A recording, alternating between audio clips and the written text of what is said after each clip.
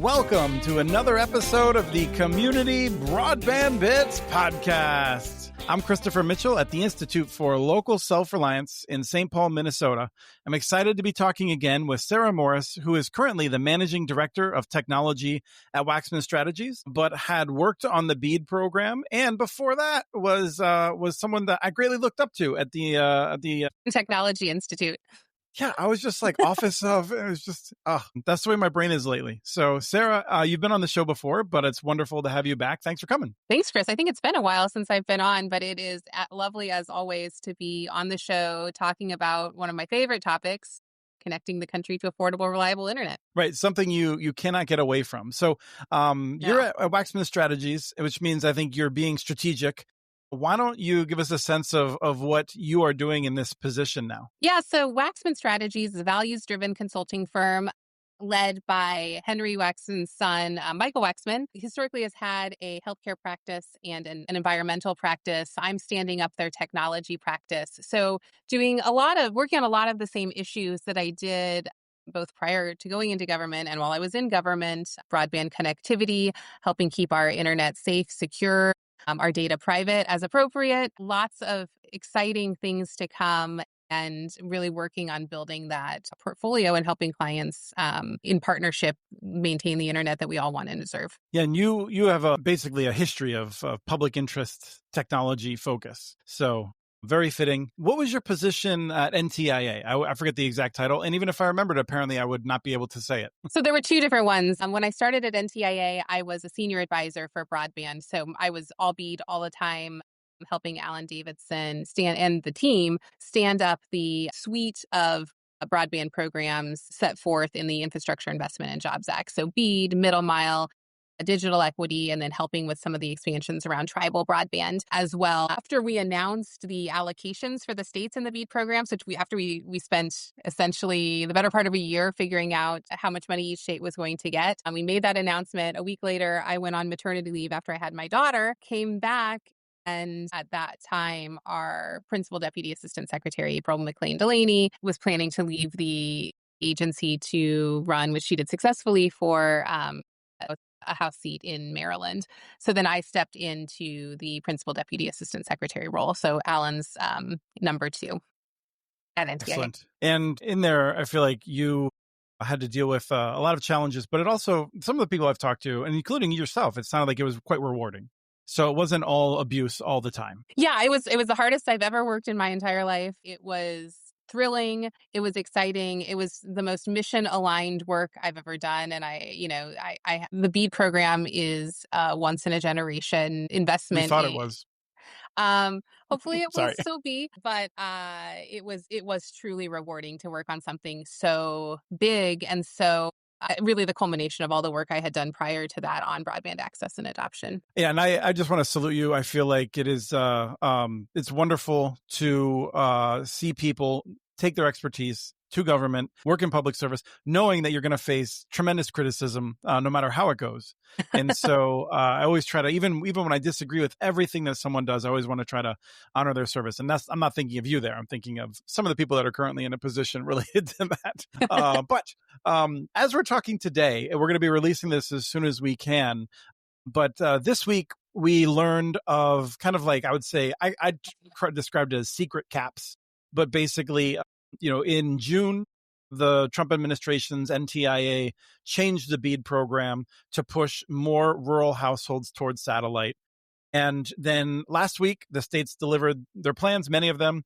And then this week, it emerged that there's kind of another push to try to force more rural homes into having a satellite service. And then just recently, the NTIA has released a myth versus fact sheet about what's happening, in which I would say they confirmed the article that I wrote about what was happening, but they did it in a way that said that I was wrong and a bad person, if you sort of take the implications of it. But I wanted to talk with you about what is happening and how you interpret it, because I think maybe one place to start is that I don't think anyone's alleging that NTIA does not have the authority to do this. And we'll probably talk about the wisdom of doing this. But let me ask you to first start there, maybe, and then we can circle around to all the other things. Yeah, I mean, so the statute is clear in that I think it's helpful to step back and think about what the Infrastructure Investment and Jobs Act did as it relates to BEAD. So the premise of the BEAD program was to finally close the digital divide and take all of the unserved and underserved locations that exist in the country, and take the final step in closing them once and for all. This was coming on the heels of several other broadband grant programs, such as the Capital Projects Fund. Wasn't exclusively a broadband project or broadband grant program, but it was among them. That was among those uses. Right. I was actually just refreshing myself on this, and you're well aware of the Connect America Fund and RDOF. And I felt like Congress had totally changed. And I'm sorry to jump in. It's just for No. me, this is like the most important thing because it drives me crazy, which is Congress was going to like give the money to the FCC as they were contemplating this.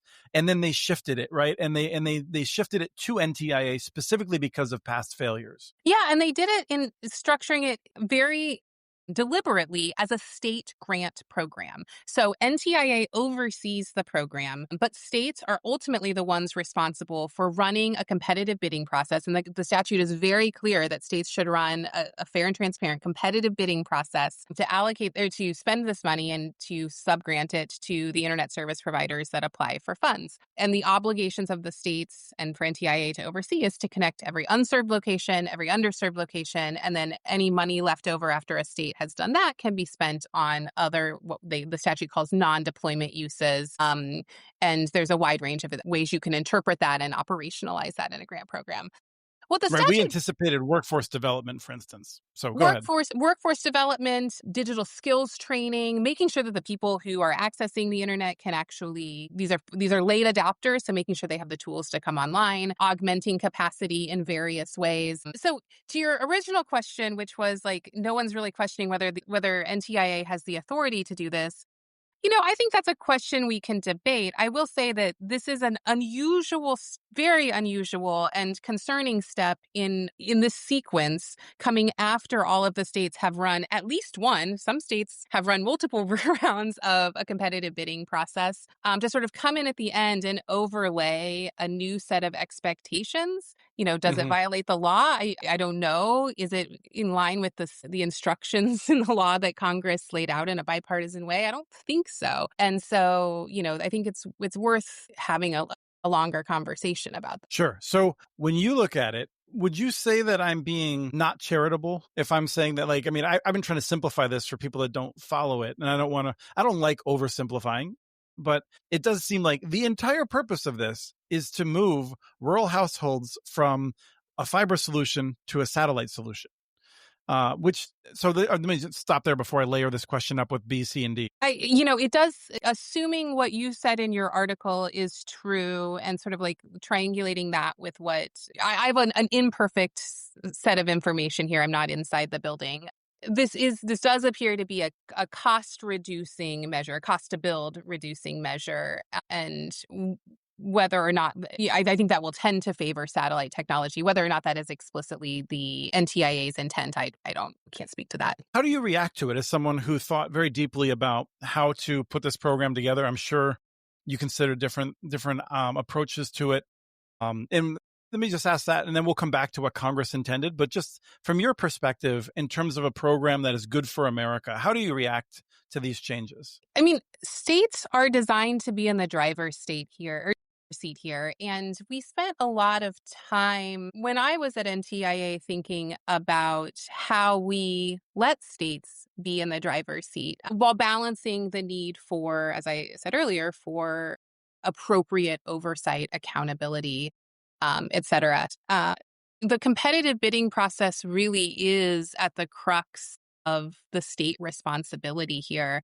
And it's interesting. I mean, again, This is getting into speculation territory based on what you've reported and what's kind of reading between the lines of the fact sheet that's now assuming that's legitimate as well. If this is a matter of sort of like relying on modeled data to check the work of the states, it one feels like not exactly the right use of modeled data, right? Like you use predictive modeled data when you want to predict the future, when you don't have a clear data set in front of you. So, if you wanted to like think about how you're designing the program, or even if you wanted to think about what the extremely high cost per location threshold should be going into as an assumption going into a competitive bidding process. But the irony for me is that we have the best data available right now, and that is the result of all of these competitive bidding processes. So, when I think about like trusting the states and putting them in the driver's seat to best serve the needs on the ground in their community, I think of a competitive bidding process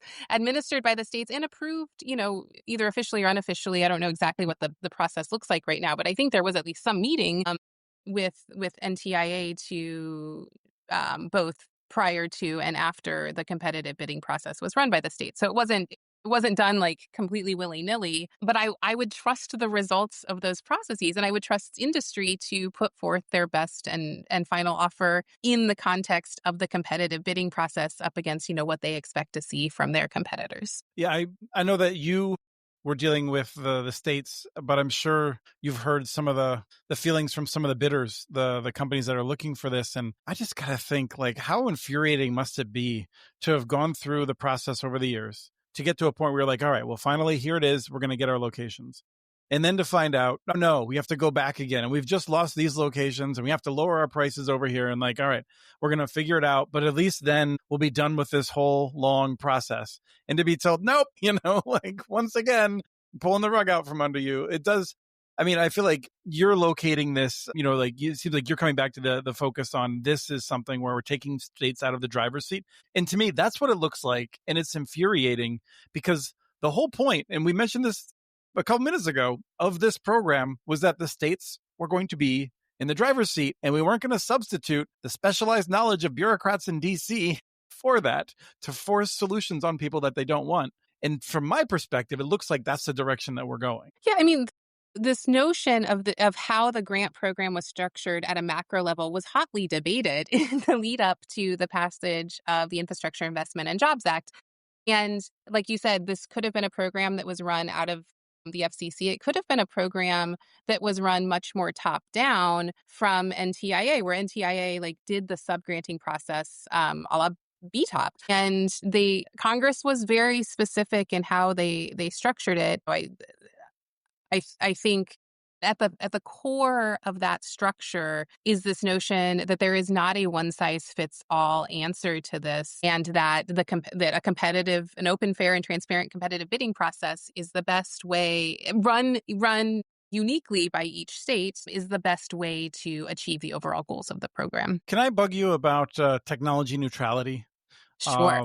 Because I don't remember exactly where we were with how NTIA was treating satellite when the switchover came to the Trump administration, but I'm guessing you do. And I'm a little bit mystified as to why the people who demand technology neutrality as like a mantra are also cool with treating satellite totally differently in terms of how they get paid. They get they get money up front, right? And they have different goals effectively. Can you just remind me a little bit about, and also you can pass because this might not have been something you looked into deeply, but it was just something that's on the top of my head is that it strikes me as odd. And I was trying to remember where that came from or when it came. The notion of technology neutrality? No, I know where that came from, but the how satellite is both like included because of technology neutrality, but then is treated differently for the purposes of how a bidder receives its funds. If you're bidding for fiber or you're bidding for coax or you're bidding for terrestrial fixed wireless, you have one set of of a program in which you receive your funds after you've deployed and done a bunch of stuff. Satellite gets half their money up front. And that's, to me, it seems like that doesn't fit with technology neutrality. So I'm just curious if you can walk me through whether I should be outraged about that or if I should save my outrage for other things. Well, Chris, you should be outraged about whatever you want to be outraged about. To a couple things. Technology neutrality is not in the statute. In fact, the statute contemplates and it requires the definition of priority broadband project. It directs NTIA to determine how to implement this requirement for a priority broadband project and to give states guidance on how that should be evaluated as part of their competitive bidding processes. NTIA. Sorry, let's pause there for 1 second. Sure. Because you spent a lot of your career thinking about network neutrality and priority lanes. So would you say prioritizing broadband, which Congress demanded, is not the same as neutrality? Yeah, I mean, so the idea here was, and the statute was also very clear about building future-proof technology that would support things like G, enhanced services. That is all in the statute. And, the prior administration spent a lot of time thinking about how to, operationalize that in line with the statute. You're also getting at something else that I think is worth noting, which is this is an infrastructure program. It's part of the Infrastructure Investment and Jobs Act, which was designed at a large level to invest significant amounts of money in infrastructure for the country and to create jobs. And you're right to sort of unpack that an investment in something, in a terrestrial technology looks a lot different than investing in a wired or combination wired and wireless technology. I would even put fixed wireless in that bucket versus something that is non-terrestrial, something that is more like a low Earth orbit type of service. That just looks different from an infrastructure level because there's just less infrastructure that needs investing when it comes to satellite low Earth orbit service. And you mentioned you had lost track of what kind of happened at the administration to administration handoff. The previous administration had released guidance, I think, in January of 2025, but prior to inauguration, outlining the ways in which satellite could be both considered and funded within the relevant, federal grant law for these types of programs. And it involved, a considerable amount of thinking and analysis to get to that point. And it's neither here nor there now because that has been superseded by the guidance that came out that you already pointed to in June. But I do think it's fair to say that investments in satellite service for the purposes of this program, it's not to say anything negative about satellite as a potential gap filler in extremely remote areas, which is how the previous administration and TIA thought about this, that it's bad. I mean, it is a extraordinarily useful service. But when it comes to again, getting back to the fundamentals and the goals of the Infrastructure Investment and Jobs Act, we're supposed to be investing in infrastructure and creating jobs. And I would argue that the money, any dollar we're spending on satellite is money that we're not investing in infrastructure for rural communities, in the creation of jobs in and for these rural communities. Right. I think just as one example of that, data centers are certainly becoming more contentious. And I think we're all watching that to try and get a sense of what is the dynamic and are they harmful and in what ways can we mitigate that? But you can imagine that there are places, and I specifically heard of an example in Louisiana where because they were putting fiber in, that town now was eligible to receive a data center. It looks like they're going to have a data center coming to town. It doesn't work that way if that community has satellite. And the data center is not going to be like, cool, we're going to get 5 Starlink terminals and we're going to put $100 million into a facility here and connect it that way. And so that's just one of the areas that it's so frustrating for me, for people that I feel like they treat it like we're saying Starlink is invaluable, and we're not. We're saying this is a program that had specific goals in mind. It was part of a larger picture. I've never made that point before, but you've made it very well, and simply put, the only direction I can imagine in terms of the impact on job growth for a community that or a rural area that has more Starlink is less job growth. Perhaps they may have a few people that choose to move there, but you can get Starlink anywhere. So it's not clear why that would be a differentiator. While you have local telecommunications companies that had been doing phone service there, and now they are less competitive. And so they are more likely to close shop, and you're more likely to lose jobs with this strategy, just from a narrow perspective. So I agree with that framing. I don't know if there's anything else you want to add to it. I mean, you bring up another interesting point, Chris, which is it's the impact on households and the impact on communities. I like to think about this. The investment in infrastructure really is designed to benefit both, right? I like to think about this in the context of rural electrification because I think that this is a very similar moment of importance and risk for extremely rural communities. When we talked about rural electrification and when this country committed to connecting every household in this country, no matter how rural, to an electric line, that meant basically everyone. And in the modern context of investment in infrastructure for broadband and for high-speed internet service to communities, I think about this as the equivalent of leaving some houses behind with a generator rather than committing to actually build the electrical line to that. We would never, in the context of rural electrification, have acknowledged that or have agreed that an electric generator would provide the same level of service over time as an electric line. And though it's a critically important tool that many rural households should have at their disposal, but it's not the same as having a line to the house, having lines into the community and building that infrastructure for scalability year over year. I always like to make the point also that it wasn't charity, right? Like it was, if you lived in Oklahoma City and you had good internet access, we didn't build out to connect the farms of Oklahoma because it was charity. We made the lives of people in Oklahoma City better because everyone in Oklahoma had access, right? The farms became more productive. We all benefited from the ability to have more products, to see farming become more efficient, to allow children to read at night and become better educated, hopefully, and to allow women to do something other than pumping water. We all benefited from unlocking more societal resources from connecting everyone. So I look back at electrification as well from that perspective of this is an investment in the future of America. This is not charity for 3 million households that happen to live in remote areas. I think that's a great way to think about the economic trade-offs, both at the individual level and the community level. That's too bad. I was ready to argue if you were going to debate me. I'm just kidding. I'm curious about, I want to get to the non-deployment funds, but regarding deployment, is there anything else? I realize that, I feel like there's times where your hair might be getting blowed back because I'm moving a little quickly and No, you're I've interrupted you a number of times. So is there anything else on the deployment side that we should touch on that you want to make sure we cover? Yeah, I mean, I think that I would urge this NTIA to stay true. We heard Ariel Roth, I've heard Burke Donnellan speak at Mountain Connect about the importance of staying true to the statute. And I really appreciate that of this leadership of this NTIA. And I believe them when they say that. And I just hope that in the context of supporting states as we're rounding out what has been an arduous subgranting process, that they stay true to the statute and allow states to remain in the driver's seat with appropriate oversight, but not with mysterious, non-public, non-transparent additional processes, even if they are, sort of tailored state by state, that they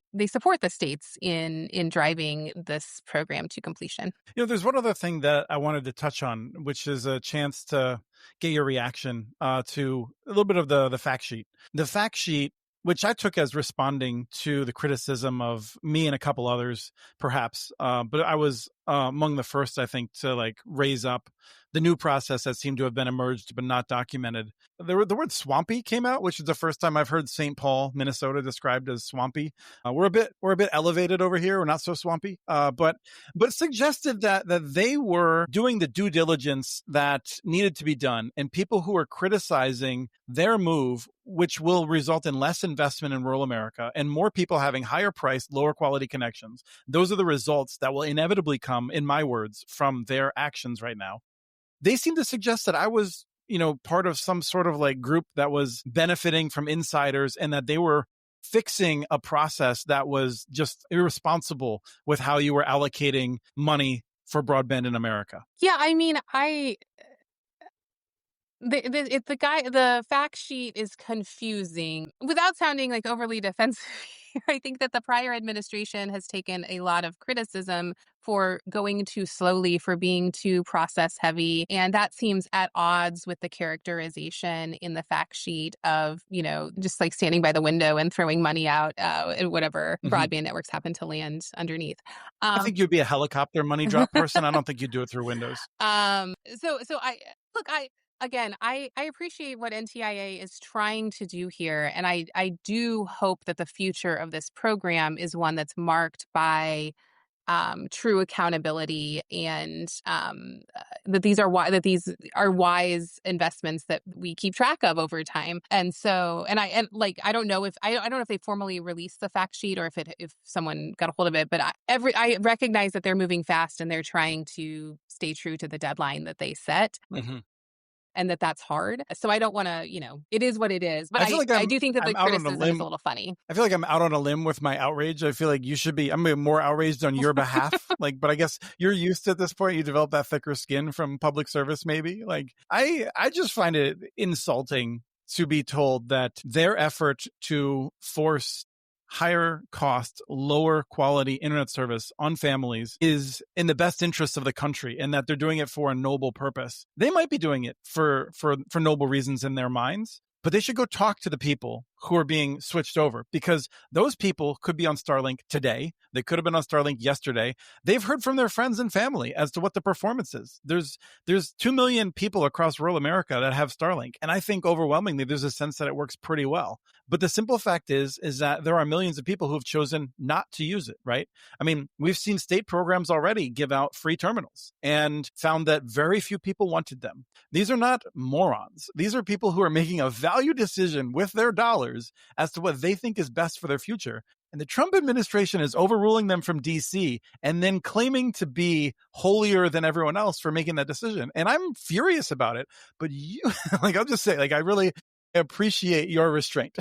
Look, Chris, I think that a very important point that you just said there is the need to go out and hear from communities impacted by these processes. And that's built in both to the model of a state-driven approach. Because in the original NOFO, states were required to do extensive consultations with different members of the community. And the NOFO was designed to be clear that that was not supposed to be perfunctory. And so again, right, the NOFO is the collection of rules that people had to follow. Yes. Yeah. So there's the statute, and then there is the notice of funding opportunity, which is what NTIA puts out to guide how the process is going to work. That has since, as you noted, been amended fairly substantially in the June 6th guidance that NTIA put out. But there was an original NOFO that was released in May of 2022. Yeah, that was roughly 15 years ago, I think.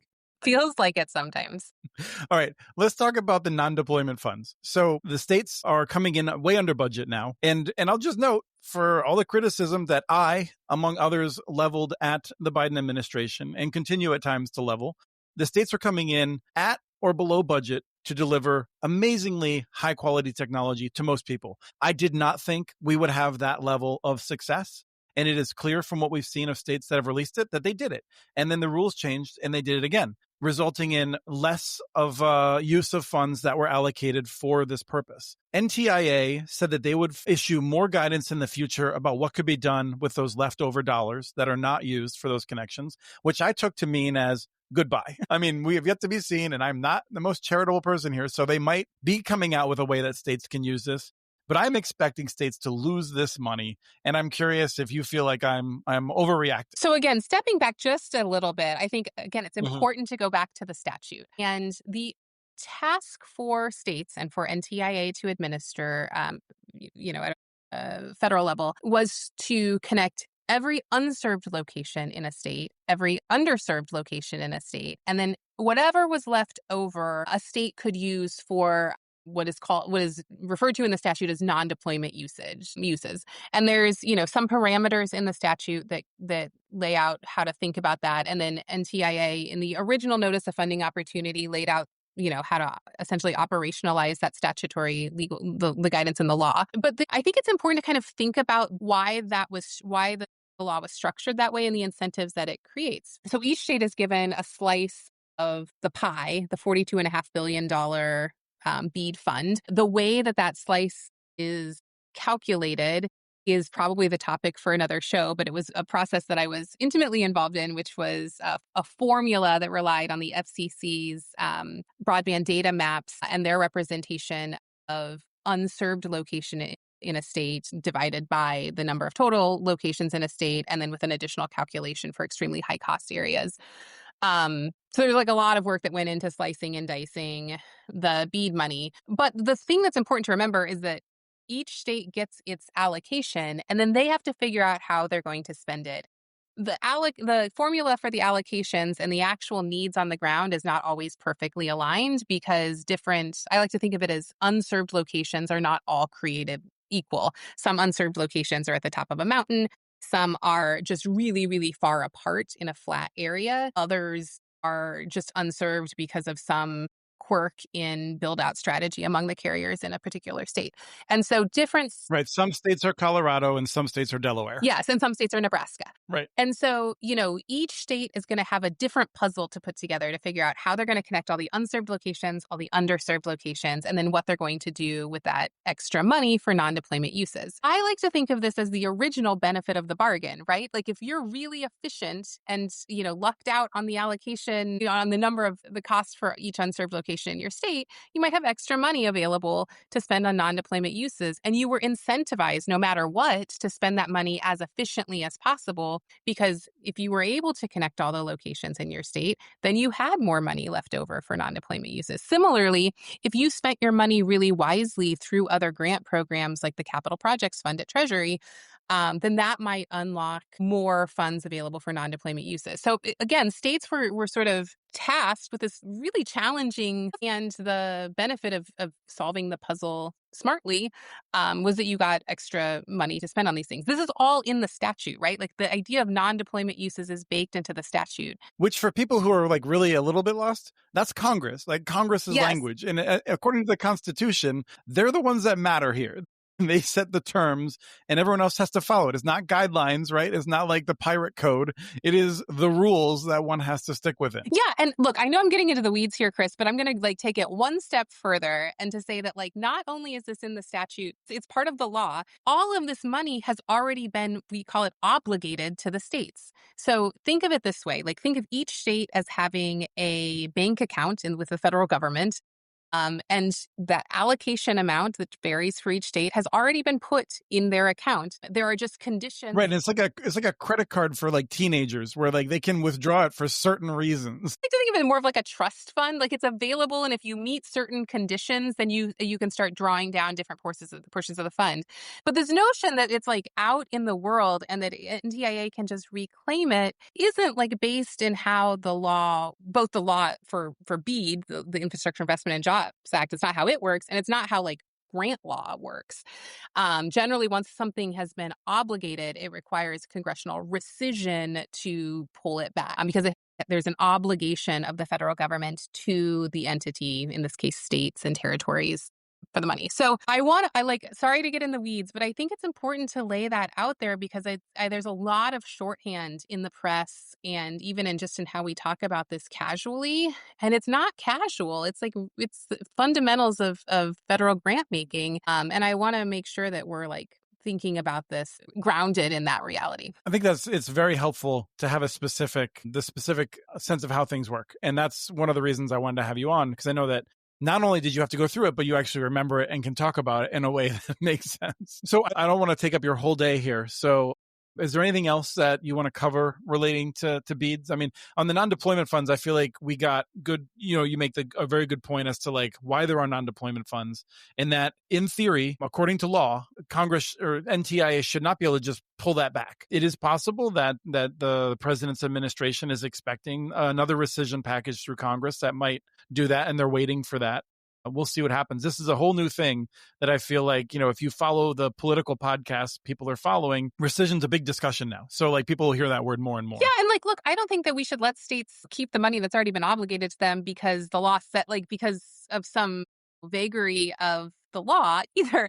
I think it's good policy. We are investing in all of this infrastructure to connect homes that up until this point have had either extremely slow and insufficient connectivity or no connectivity at all. And states, there is value in supporting this investment with additional investments in these communities to make sure that, one, that folks have the tools to use it once it's been built, but also that there are community level drivers for leveraging that connectivity. So, healthcare, connectivity for healthcare, whether it's telehealth or investing in community health centers to better equip them to serve the needs of their communities. Investment in AI infrastructure, which you've already talked about, precision agriculture, all of these things that for rural communities can really be transformative in taking the connectivity itself and enhancing the value by, a number of order of magnitudes. And so and Congress contemplated that, right? So I just think, I hope that the door on conversation around non-deployment uses is not closed, that there is an openness at the agency to continuing to think about a way, even if they're narrowing the scope of non-deployment uses, to continue to think about the real value that this money can bring to states. I would even up the ante on that, which is to say that we're talking about for the BEAD program. At this point, we're talking about in the order of like 3 to 4 million locations. I think there's probably, one could argue, there's a bunch of people left over. So, but call it on the order of like 5 million families that might be touched by this, which is what, like 12 million people, 13 million people, something like that potentially. There's more than 30 million people who today have access to the internet. They live in Baltimore and Comcast is available at their building, but they're not using the internet. There's people who might be in areas where they have no devices. They can't afford the service. And so the non-deployment funds, like I would say, are even more important because there's actually a greater population that needs to benefit from additional digital skills, devices, and affordability programs. And that number of people is significantly more than the number of people in rural areas that don't have access to infrastructure. So it's one of those things that I feel like those people are constantly left out, except for those of us in the public interest. So I feel like I'm a broken record on this to be like, what about these people? Like we spent $100 billion more than that on rural locations, and we spend almost nothing on the person in Baltimore that has never had a real chance to use the internet. Yeah, I mean, if the goal of this program is to close the digital divide once and for all, I think like this money has been explicitly directed on a bipartisan basis to solving that problem, and it'd be disappointing to not solve the problem using that money. I was at workforce is another. We have to build these networks, and so like making sure that we have. Not if they're in space. But making sure that communities are equipped with the people and the trainings and support to guide those workforces, I think is another major opportunity for non-deployment. But yes, like this is supposed to be, BEAD is supposed to be the cleanup batter after a long and storied history of investments in broadband access and adoption, up to and including the current federal investments under, but to do that, to like fully realize the magnitude of this investment, which we're never going to get again, we need to do it right. Yes. And that's, I guess we can wrap in a second, that this is the part that I find like the most frustrating, is just that for all the problems I had with BEAD, I was like, well, at least we're moving in the right direction in terms of moving power to the states and decision making by people who will be held accountable for it. And the Trump administration seems to be focused on pulling power back to make the same mistakes that we made with billions of dollars before that ended up being deployed without actually changing the level of service available to the people that were supposed to benefit. So it's so frustrating, but it's that's the reality we're looking at right now. I will say, I think that RDOF, and for those of you who aren't familiar, it's a former... The Rural Digital Opportunity Fund from the FCC that funny enough, you didn't know this, but next week will be the focus of, we'll be talking with John Chambers about some of what we're thinking about RDOF now 5 years later after the auctions and everything. Yeah, and I mean, I think that, like, suffice it to say that the general takeaway is that RDOF was not successful, that it was overall a failure, and that it was not a wise use of government funds, and it was spent too quickly with too little oversight. And I would just caution this leadership at NTIA to really think about the lessons learned from RDOF and to make sure that they're structuring, the new guidance, the results of this new guidance in a way that protects the integrity of the BEAD program, because that is something I care tremendously about. Sarah, I want to thank you for your time today. I know you fit me into a tight schedule, so I do appreciate it. Thank you so much, Chris, for having me. And we're back. Haha, we fooled you. That wasn't really the end of the show. We had one more point. So, Sarah, I was hoping you'd give us a sense of what's happening to try to advocate for some of the interests we brought forward on the show. Yeah, look, Chris, there's a lot of people working on the general issues of promoting broadband access and adoption. A lot of people laser focused on the BEAD program and where it's going next. I count myself among them, along with other folks in this space. And so, if what I'm saying saying is sparking something with you, reach out and we'd love to get you plugged into the broader set of efforts that are happening across the space to ensure that this program stays on track and meets its statutory goals. Awesome. Thank you. We have transcripts for this and other podcasts available at communitynetworks.org/broadbandbits. Email us at podcast@communitynetworks.org with your ideas for the show. Follow Chris on Blue Sky. His handle's @SportsShotChris. Follow Community Network's stories on Blue Sky. The handle's @CommunityNets. Subscribe to this and other podcasts from ILSR, including Building Local Power, Local Energy Rules, and the Composting for Community podcast. You can access them anywhere you get your podcasts. Catch the latest important research from all of our initiatives if you subscribe to our monthly newsletter at ilsr.org. While you're there, please take a moment to donate. Your support in any amount keeps us going. Thank you to Artie Huseby for the song Warm Duck Shuffle, licensed through Creative Commons.